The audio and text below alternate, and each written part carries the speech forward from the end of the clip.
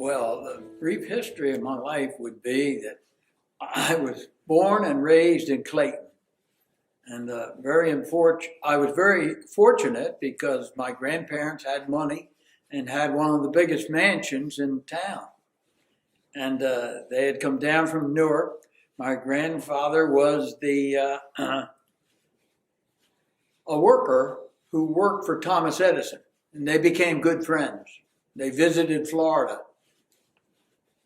And then I started school in Clayton, 5 years old, and I went through school all the way and to my senior year of high school when I got married. And that was 1945. And my wife and I have been married 72 years. And that's quite an accomplishment. And we're so happy to be living in Glassboro at the present time. We moved up here from Franklinville and after we got through with Clayton. And we came up here to Glassboro in 1955. And I've been very, very satisfied with Glassboro.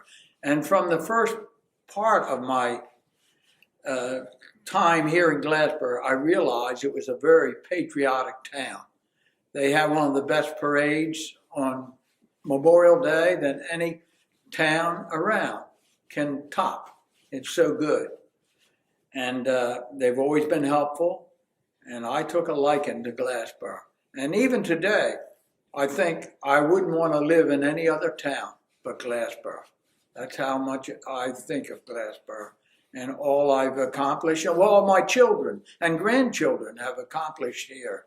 I have so many children that have graduated from college only because we have a college town here. And I'm so happy and proud, and I just can't give enough thanks out to everybody that's ever helped us.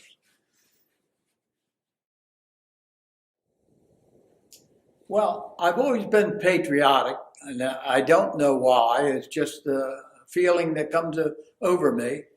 But back in 1941 at Pearl Harbor, Harold Costel from Clayton was killed in action at Pearl Harbor. And I was a classmate of his brother, Alan Costel. And Alan stayed out of school on December 8th, 1941, because they were honoring their brother who was killed at Pearl Harbor. And that sort of started my interest in the Navy. I was married in 1945, rather young, but we've been married 72 years, and it's the best marriage I've ever been involved with. And 1945 we were married. In 46 I went in the Navy. It was pretty hard to find a good job back in them days. So I went in the Navy, and it was a Navy Reserve. At first it was the Navy, and then it turned into the reserves when I got out. But I had a wonderful time at boot camp. My wife would come down once a week on Sunday and stay with me at Bainbridge. And we had a good time, met a lot of good people, friends. And I'll never forget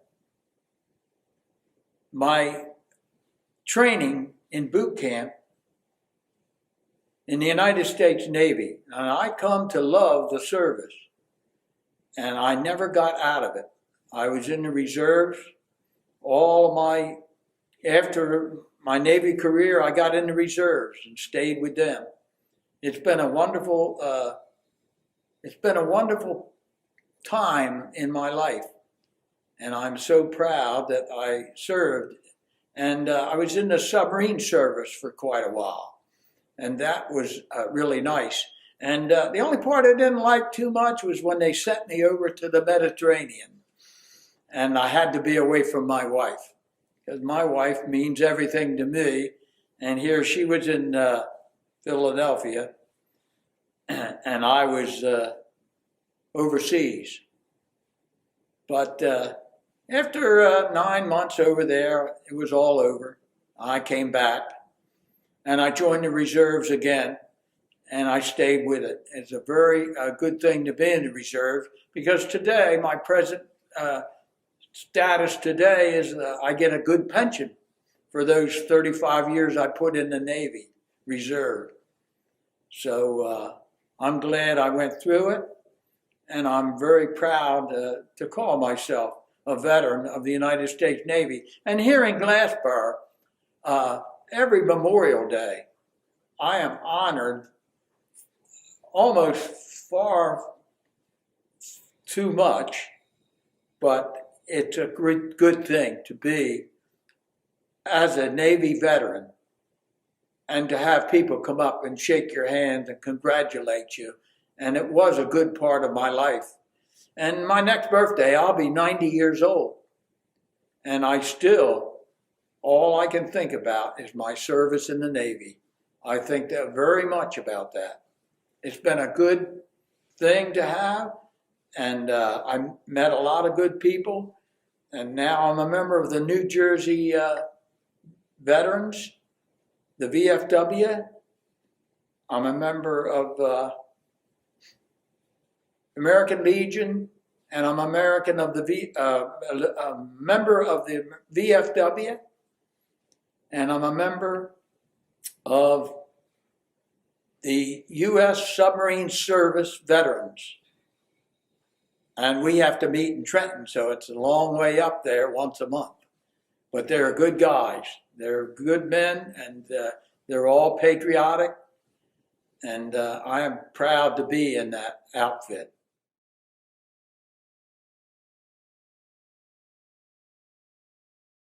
I enjoyed the Navy Reserve for 30 years.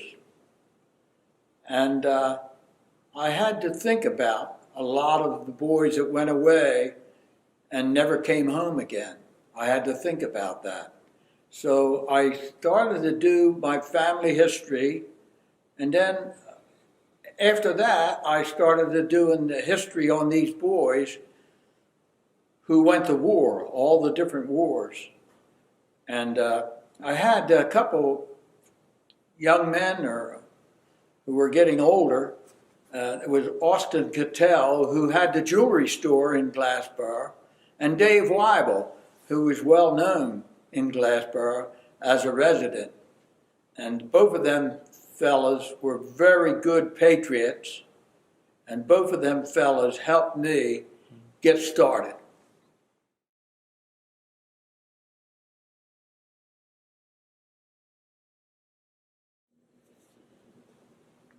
Well, I'm glad to receive that question, because I have noticed that there has never been a book written about the boys who gave their lives in World War II or World War I or any of the wars. There has never been a book written about Glassboro. Somehow Glassboro didn't get into the books, and we want to change that. We have a little committee here at Rowan that we want to get down to business and get a book out that shows what the Glassboro boys have done over the years in the different wars that they were involved in. And it's very important that this book gets done. We have boys that have given their lives, and there's nothing about them anywhere. No books, newspapers where their obituary once was, they're all gone. And it was just important enough for me to get excited about it when I got in the American Legion with Dave Weibel and Austin Cattell. We talked many times about this kind of stuff, that it had to be done. We have to honor those who gave their lives for our country. And I think with the team we got going now, I think maybe we'll get somewhere.